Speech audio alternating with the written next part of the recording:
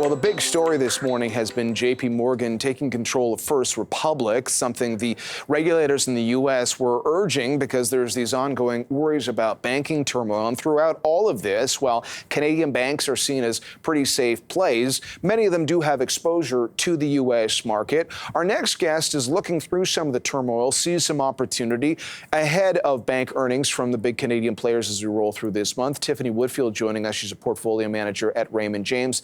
Tiffany, good morning. Nice to see you. And why don't you talk to us a little bit about the Canadian banking landscape? Every day we've got these headlines today, very big ones involving J.P. Morgan and First Republic.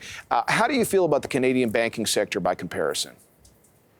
Excellent. So it's really interesting. Well, when you look at the Canadian banking sector versus the U.S. banking sector, so the Canadian banking sector has, if you look at it, 5 to 6 major players. So these major banks are controlled and regulated by the government, and it forms like a oligopoly. So what that means is they're heavily regulated and sort of safety plays. Okay, so a lot of times with this, what people are hoping for in Canada is just to get a good dividend return. We're not looking at a huge growth potential. Now in the States, the landscape is very different. We have way more banks. We still have a few major players, but what Biden in particular in this administration wants is they don't want to create such a oligopoly. They want everybody to be able to have a fair play. Now, what's happening in Canada right now is TD has a little foothold and the Canadian banks have little footholds in the States. But now what we've been talking about is they're looking, or it was actually last year, where they looked at in February of 2022 and made a purchase of an acquisition of the First Horizon Bank in the States. And that would give them a major playing field into the U.S. So what this does is normally when you're looking at the Canadian landscape, as I said, for banks, they kind of seem steady and safe and kind of moving forward with their dividends. Now, what this is doing is creating an opportunity where you might see that bump in growth, kind of like what we're seeing right now with the J.P. Morgan doing the acquisition announced today. And okay, so this is interesting. So you mentioned First Horizon, which some people had questions about what would happen with that deal. TD also has that stake in Schwab, and Schwab itself, like a number of financial players, has had to try to reassure the markets on the deposit picture. But TD Bank is a stock that you do like. Yes, and it's interesting. It's a little bit controversial. And if you look across at all the different analysts, you probably say it's 50-50 looking at this.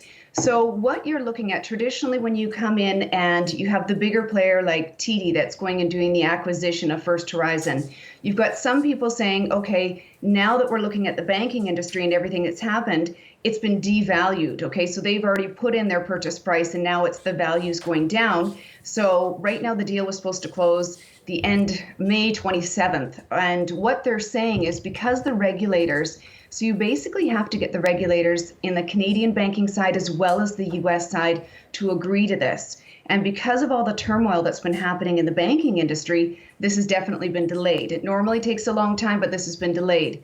So what's been happening is there's been a bit of talk on, do we think that TD is going to go forward with it? And if they don't, then they have to pay a big cost to that. Are they going to try and renegotiate the deal? So would they try and renegotiate and say, okay, can we get this for a lower price? Or are they going to just push forward at the same price and look for an extension? So that's where we're looking at. All right, so that's helpful context there. And obviously beyond just the headlines on TD itself and what's happening with the U.S. banking sector, we'll watch to see what happens as we get into earnings season. That is one of your top picks, though. Another on your list is Enbridge. And they were in the news this morning. Enbridge acquiring gas storage facilities from Fortis. Yes. What is it about the makeup of the Enbridge business that appeals to you? Well, Enbridge, obviously in the energy sector, it's got the pipelines and gas transportation. So although it's been fluctuating a little bit, we feel that they've been undervalued. They've got a very strong defensive position. There's been high barriers to entry for that position. They've got excellent management and their dividends been very strong consistently. So we think that that is a really good pick moving forward. And again, I'm always saying to people, what you're trying to look at is not timing the market, but looking at the long play. And so what we're looking at is you're getting paid while you wait with these companies with the dividends.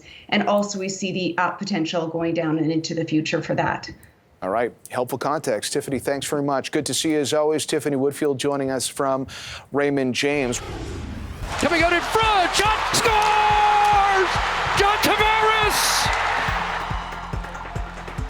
Maple Leafs fans had waited a long time for that, and the puck drops on the second round for the team tonight as they head into this latest progression of the playoffs for the first time since 2004. Excited fans are packing sports bars to catch the action, and it's a shot in the arm for local businesses still recovering from COVID. Among those cheering the team on is Igor Medvedsky, owner of the Right Wing Sports Pub in Toronto, and he joins us now. Igor, thanks so much for making time for us today. It's a big night for you, but I just wondered if you could rewind a bit to the weekend, to the Saturday win for the Leafs. Paint a picture. What was the scene like at your pub? It's been a while. It's been 19 years since we had this experience. I've been following hockey since I was 5 years old. And I tell you, it was just as big as when the Raptors won that championship. It was incredible feeling, and just everybody came out and watched it. Everybody was just like really into it. Even people just got really into it. They were just so happy to be here. And all our staff were excited. Just everybody was having a great time. And I've never seen such a crowd like this in 30 years since I've been working in restaurants and sports bars. Yeah, we're looking at the video from your pub, and everyone's cheering. It looks like a blast. How contrast that for us to what business has been like over the last little while. Have people come back to restaurants in force, as many in the industry had hoped following COVID? In the beginning, we were just getting a lot of our regulars. We've been here for about 12 years, so the regulars still supported us, but we did lose a lot of elderly people and families. And our sales did drop about 40% during that time. And with the Leafs coming back, we're triple our sales every time there's a Leaf game on or a major sporting event. Triple your sales every time the Leafs are on. Definitely. It's like, how we had the Super Bowl? This is every game's almost like our Super Bowl night. Wow. So, you must like the Leafs then. I do love the Leafs. Do you? Like any. Okay, well, that's good. I'm sure they'd be happy to hear that. Okay, so, you must be hoping that this round lasts some time, maybe that there's another one after this? Yeah, I hope it actually goes 6 games, maybe. Not really pulling for a game 7, but 6 would be perfect. As the series gets more into it, a lot of more people start coming out. The last game, the game 6, was almost 3 times as many phone calls we got, and our takeout was about 4 times more than usual. And unfortunately, we had to turn down a lot of people. And I wish everybody could experience this whole bar scene. And it's just too bad. We can only hold 150 seats, and we try our best to accommodate everybody. So you hit capacity inside the restaurant, and then you've also got people calling in and doing takeout as well. Right, yeah. The people that can't get seats, unfortunately, they have to do takeout or try a different location. But I don't know. We've been around for 12 years, and we are a hockey bar, so a lot of people know us for that. Yeah. But there are other places, but maybe they don't have as many TVs or atmosphere. And we did invest a lot of money thinking the Leafs would go far, and we put a lot of new TVs and enhanced our sound system as well. Oh, nice. Okay. And thinking about just the number of people ordering, whether they're in person and online, it must be pretty busy for your kitchen. I understand chicken wings are a bestseller. Right. We're selling about 300 pounds per game, which is usually, we do about 40 to 50 on a normal night. Wow. But yeah, it's hitting almost like Super Bowl numbers. We were actually surprised how busy it was. And I think this round will even be more busy because a lot of people are starting to catch up to it. And I can see even people that haven't been here for a while, 3-4 years, are starting to come back on a regular basis, even when it's not a game night. So it's definitely helped us build our momentum. So even if it's not a game night, the people they remember you, they had a good time, they realize that, and they're sticking around just for a bite on a regular night. Right, yeah, the people, I guess they couldn't get in. They're trying a different night, maybe try a different game. Maybe the Edmonton Oilers have been good for us too. A lot of the Canadian teams, the Blue Jays have always been great. And of course, the Raptors have done well for us. But yeah, a lot of people are starting to come back. We didn't have that recognition before. A lot of people forgot us after COVID. And now I think people are starting to remember us, and it's definitely picked up. And takeout especially, it's 4 or 5 times more than usual. And unfortunately, like I said, some games, like we hit capacity 1 hour before the game starts. Huh. Okay, so yeah, you might be getting a flood of people pretty soon here. How are you feeling, Igor? Just overall, with this sort of kicking off the summer, even with all of these games. You mentioned the Jays as well, along with the Oilers. So that Canadian momentum. But how are you feeling about business with this sort of pushing things into the summer? Yeah, it's great. It's just people have to start coming out again. A lot of people are very concerned about, like sitting too close to each other. A lot of people I know in this area, they built their own like sports rooms in their basement or in their bedrooms. And again, it's very hard to bring people out. Even my friends, they usually come out like every Sunday for football. But then since the COVID hit, only like 50% of them started coming out. A lot of their wives won't let them go out. They're scared to bring their kids. There's a lot of things, that affect us. But it's generally improving, and I hope they keep going further and people try to go back to the usual days. We're always full, regardless of the Leafs or Raptors, but it's definitely the right direction we're heading. Well, Igor, it looks like a great time from the videos. We hope you have a blast tonight. And best of luck to the Leafs if it means a good business for you. Thanks so much for telling us about it today, Igor. Thank you so much. Pleasure to be here. Now to the latest on the Hollywood writers' strike. Overnight, TV viewers saw the first shows affected by the absence of writers. As late-night shows go off the air, ABC's Matt Gutman has more in this report. This morning in Hollywood, the placards are up. Writers got to get their pay! But the writers' pencils are down. And the late shows? Thank you for watching. Thank you for joining us. I'm your host, Stephen Colbert. Welcome, everybody. Reruns only.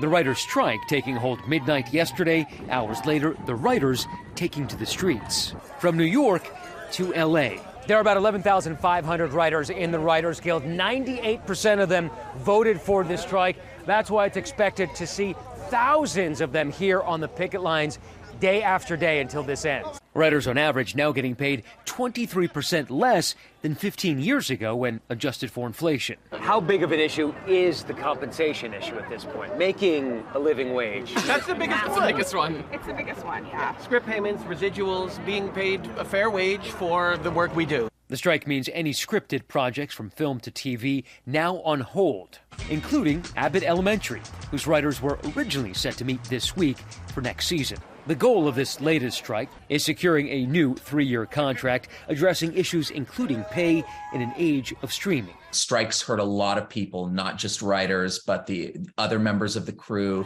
who get sidelined by production getting shut down. The unity we saw here among writers and the support from the public was impressive. But veteran writers and organizers tell me that after a few weeks, the pressure to get writers and everybody else in that production ecosystem back to work mounts.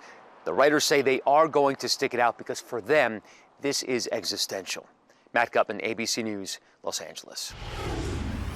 Sprott's former top executive, Peter Grosskopf, headed up a management buyout of sort, and they bought the firm's Canadian investment banking business. The plan here, of course, is to help mining companies make deals. We've seen a lot of industry consolidation. The new outfit is called SCP Resource Finance, and Peter Grosskopf joins us now. It's great to see you. Good to see you again. So you're heading up this new investment bank, and there's no cross-ownership with Sprott. They don't have a stake. It's a complete separation. It's a clean sale. Mm-hmm. You just thought that was the best way to do it. Yeah, I mean, the employees own the business, so everybody who works there owns equity, and that's the way we'd like to keep it. It's like a regular brokerage firm in that sense. Yes. Yeah. And one of the reasons was Sprott is such a sprawling organization now. What, 25 billion under assets in funds and ETFs, roughly? Yeah, so it's been so successful that I think it actually makes sense for both sides to have this separation. Yeah, and Did you feel that within the big organization it was hard for the investment banking to get any kind of attention, and also there were conflicts because of fund management versus dealing for outside clients? I see what you mean. Yeah, because if you're going to be financing a company, do you put it in your funds? And I can see where that would get messy. That's right. Yeah. So your plan, what's your focus? Gold. You must be happy with gold, well above $2,000. We can talk about that. Sure. Because I'm passionate about that. But yeah, gold and precious metals continue to be the driving force. But now you've got this whole decarbonization and forward-looking minerals, the specialty minerals like lithium, copper, nickel. So it's an absolutely massive growth business now to service.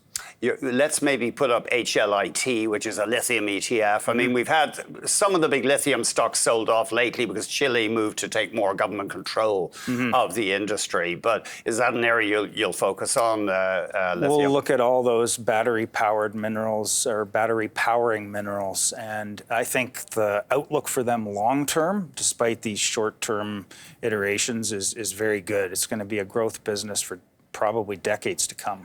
Do you think your bread and butter will be M&A or underwriting? Both.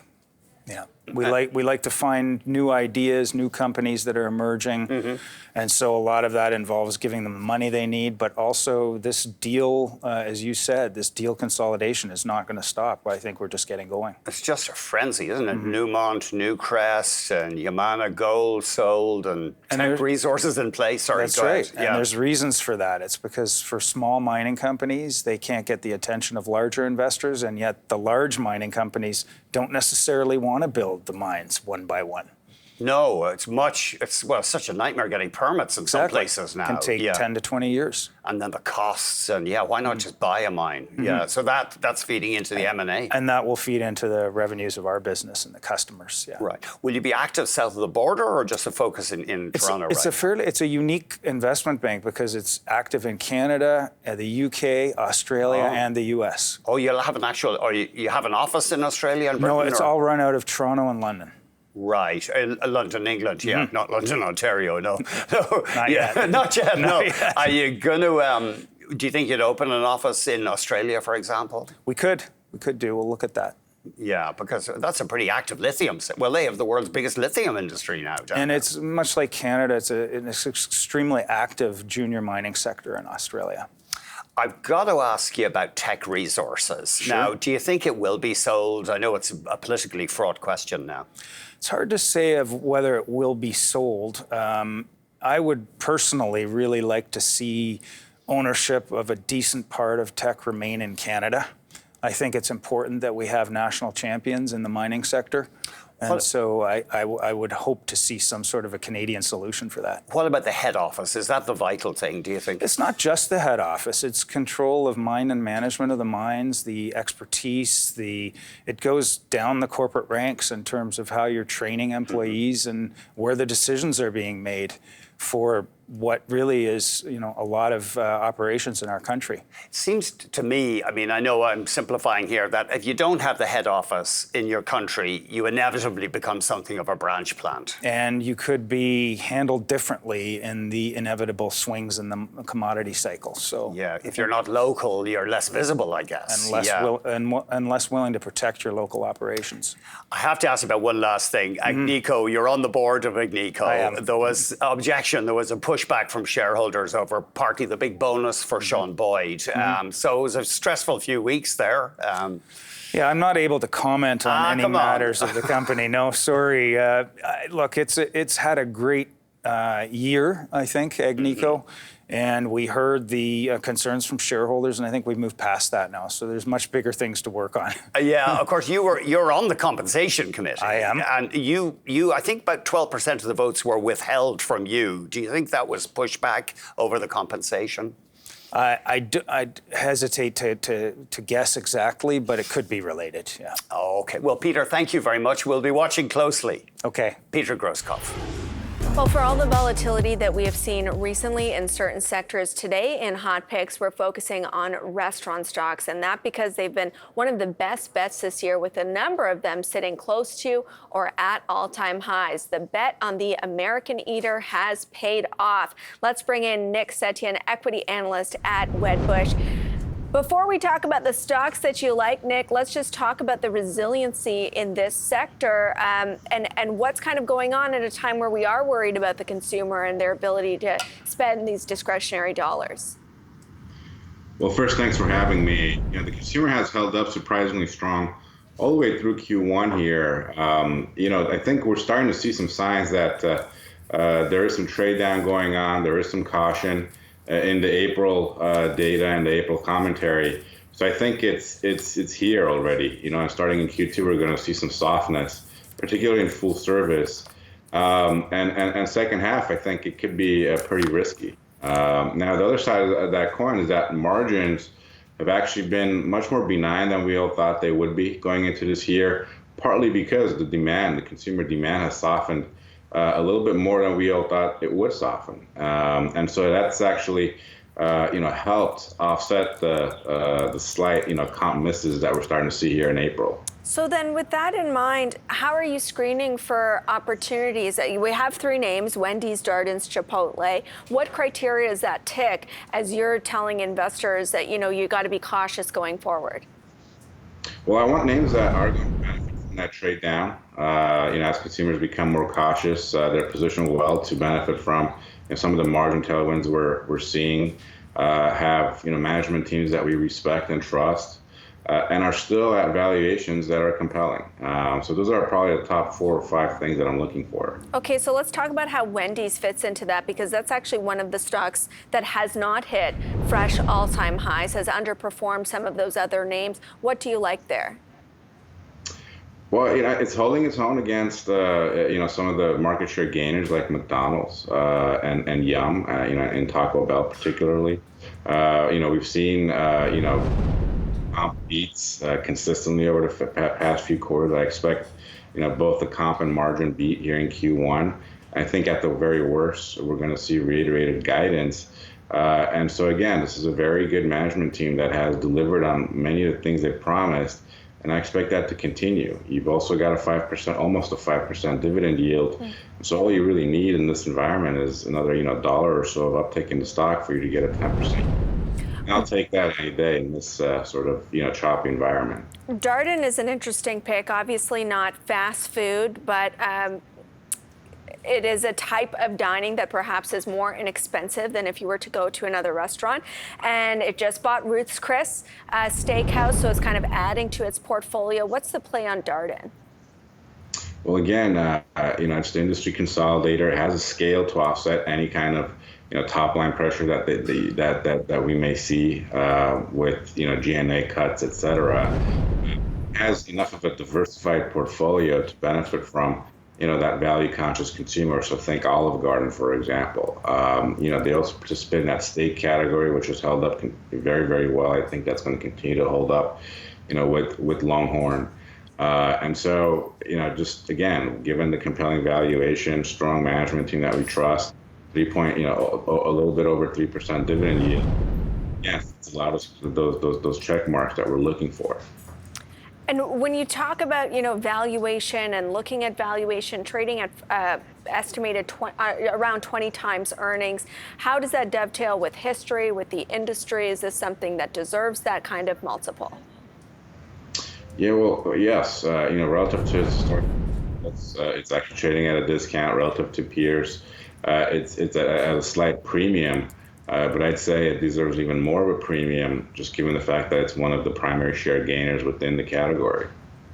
And speaking of multiples, Chipotle has always fetched a more lofty one, trading at almost 47 times future earnings, but it's close to an all-time high. It clearly delivered in its most recent quarterly results. I mean, nothing can stop people from adding guacamole to whatever it is they're ordering there. But, what gives you confidence that there's more upside from here? Yeah, I think Chipotle took a lot of price last year, and towards the end of the year, Q4, Q3, we saw negative transactions, and I think that was what was weighing on the stock. What's going to happen this year is they're not going to take much pricing at all when others are still catching up. So they're going to recapture that relative value proposition that Chipotle always has had, and they're going to be very aggressive around marketing, et cetera. So what I'm seeing is accelerating transactions. as everyone else is fighting negative transactions. And so, I think that gap in terms of transaction growth versus gaps is going to widen as the year progresses. We saw that in Q1. I think that only widens in Q2 and continues to widen in the second half, and they're going to start to command an even higher multiple given the positive transaction trends that we expect. Where could you be wrong in your thesis? I think if we get such a severe recession that, we see a shift not from, higher average check restaurants down to lower average check, we see an overall shift from, eating out to eating at home. I think the number one risk to my thesis, if we get such a severe downturn that, people just stay at home, they can't afford to go out to eat. Nick, thank you so much for joining us with this perspective. I'm now hungry, but I'm an hour away from lunch, but I appreciate it. That's Nick Setyan, equity analyst at Wedbush.